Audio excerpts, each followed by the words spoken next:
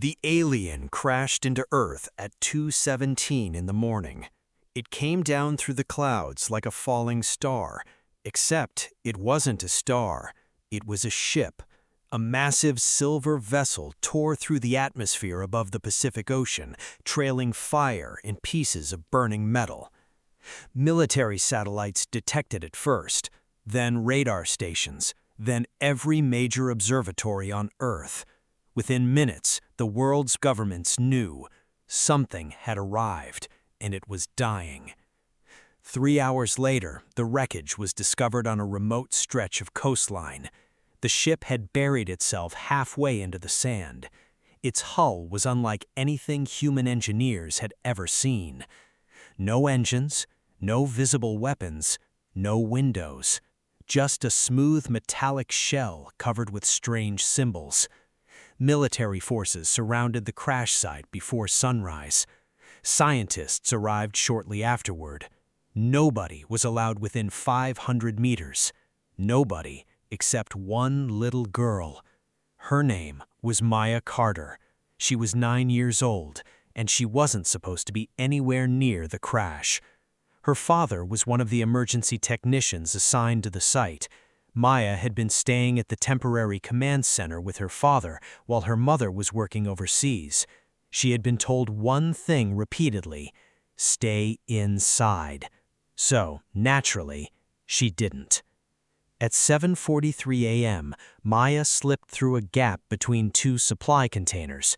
She wasn't trying to see the alien. She only wanted to retrieve her red backpack. She had left it near the shoreline the previous evening. But then she heard something. A sound. Very faint, like someone whispering through a wall. Maya stopped. She looked around. Nobody else reacted. The soldiers continued moving. Scientists continued talking. Helicopters circled overhead. Then she heard it again. Help. Maya froze.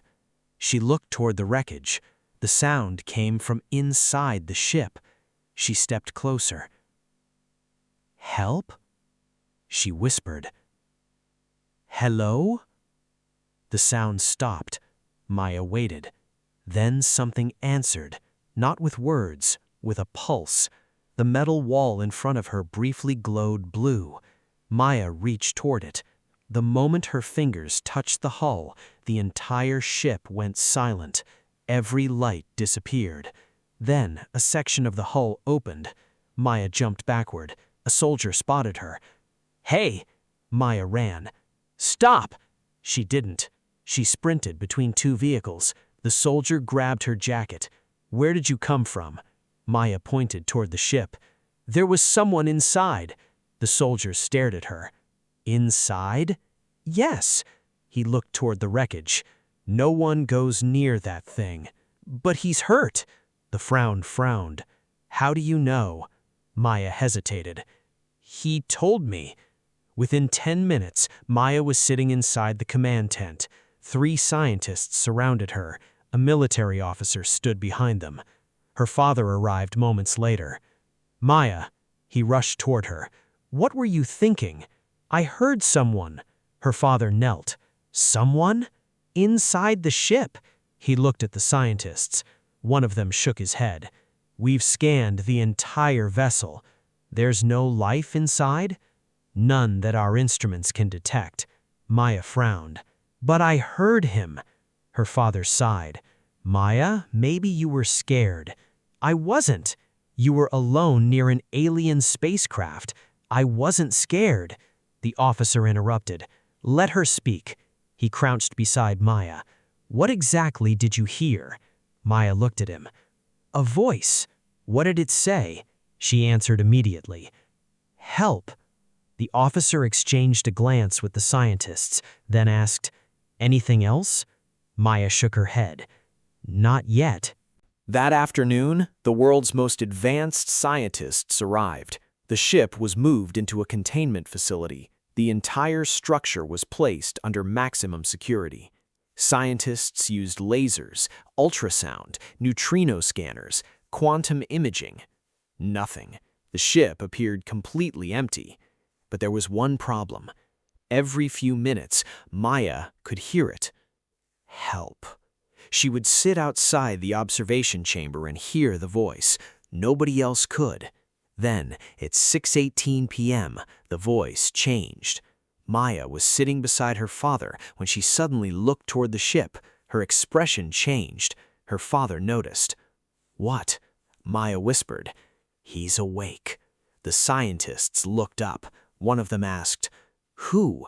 Maya pointed toward the containment chamber. "The alien." A scientist shook his head. "The vessel is empty." Maya stared at him. "No." She stood. "He's inside." The room went silent. Her father took her hand. "Maya." She looked at him. "He's scared." The lights inside the chamber flickered. Everyone turned. For the first time since the crash, the ship responded. A section of the hull opened.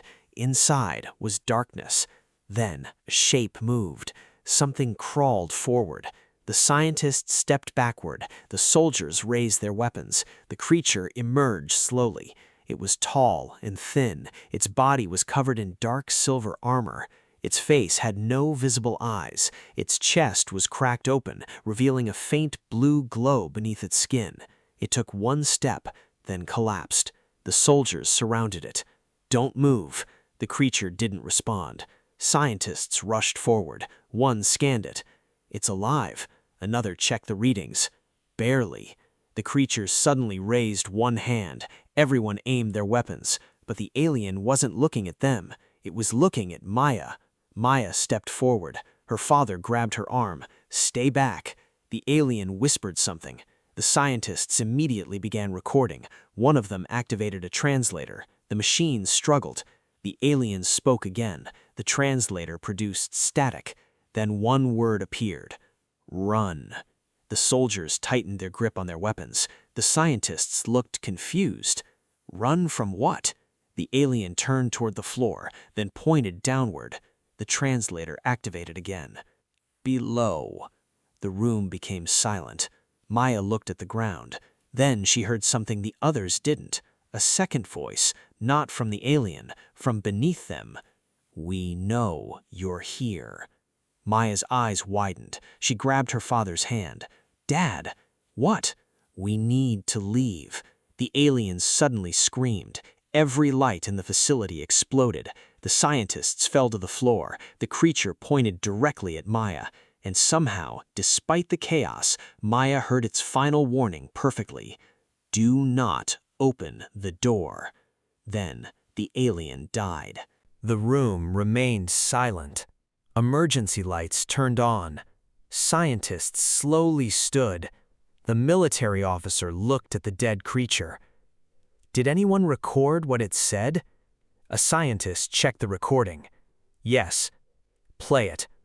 The audio played. Static. Then the alien's voice. "Do not open the door." The officer frowned. Which door?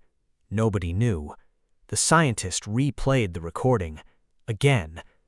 "Do not open the door." Maya shook her head. "That isn't what he said." Everyone looked at her. The officer approached. "What did he say?" Maya pointed at the floor. "He said the door is already open." The scientist looked confused. "Our recording doesn't say that." Maya stared at the ground. "He wasn't talking to you." A deep vibration passed through the facility. Everyone felt it. The floor trembled. Then the containment chamber's computer activated. A warning appeared. "Unknown energy detected below facility." The officer immediately ordered, "Seal the building." Doors slammed shut. Maya's father pulled her close. But Maya wasn't looking at the doors. She was looking at the floor. The vibration continued. Once, twice, then a third time, like something beneath them was knocking. Maya whispered, "It's awake." Her father stared at her. "What is?" Maya looked toward the dead alien, then back at the floor. The thing he was running from. Far below the facility, something enormous moved. A camera buried deep beneath the Earth's crust suddenly activated. Its lens opened. A red light appeared, then another, then thousands. Across the planet, ancient machines that had been silent for thousands of years began waking one by one. In the Arctic, in the Sahara, under the Pacific, beneath the Himalayas, and deep beneath cities humans had built without ever knowing what was underneath them. The machines all received the same signal. First contact failed. Then, secondary species detected. A pause. Humans. Another pause. Then the final message. Begin assessment. Maya looked up suddenly. She could hear the voice again, but this time it wasn't whispering. It was speaking directly to her. Maya. She froze. The voice continued. If you can hear me. Maya swallowed. Who are you? The voice answered. The last person who tried to warn your species. The floor beneath her cracked, and something beneath the earth opened its eyes.